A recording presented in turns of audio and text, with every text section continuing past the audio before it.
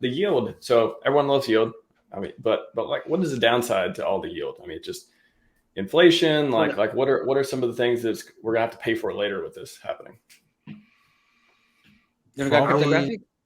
I mean, I was going to say probably a little bit of future sell pressure. You know, if we're going to have a mass amount of dollars coming in, essentially, if we're holding this dollar pointer up from here and we're getting these massive payouts per day, there's going to be some sell pressure in the future. And I mean, yeah, I think sell pressure is going to be the big thing to hang on to. And after this year mark, you know, if we're seeing a prolonged, stretched out HSI auction like this, and we're getting 20 to 40% of them recycled, and this is kind of a pattern, like the HSIs are going to be continuously moving forward in time. So, I mean, that I don't know if that's going to be enough incentive to keep people from selling, but maybe it's enough, you know, because maybe the auctions are so difficult to.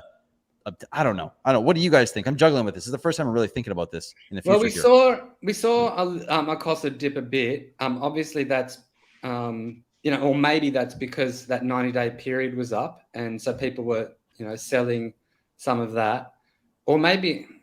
But it's really hard to say, like, to read into the minds of, you know, all of this massive people, and yeah, you would think that. I mean, I think the first year, like when we have so much, it's really about getting a position in ICOSA, because that's when all the inflation's coming out.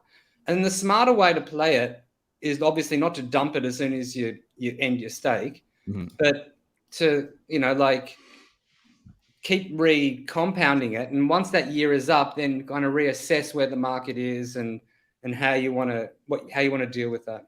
Well, look, like what I've been thinking about, and I'm remembering this now, is this is kind of reminiscent, at least in my mind. I was not involved in it, but of what I reflected on in Big Payday and Hex. You know, everyone got a bunch of this large amount of yield, and then there was this kind of up and down sideways action for a while before it finally took off. And I'm wondering if there's something like in ICOSA that's going to happen similar-ish to that, where the people who are really in it for the profit are going to move, and it's going to get bought up. There's going to be more people that come out and kind of have a similar action to the Big Payday and Hex. I mean, that's kind of what makes the most sense in my mind.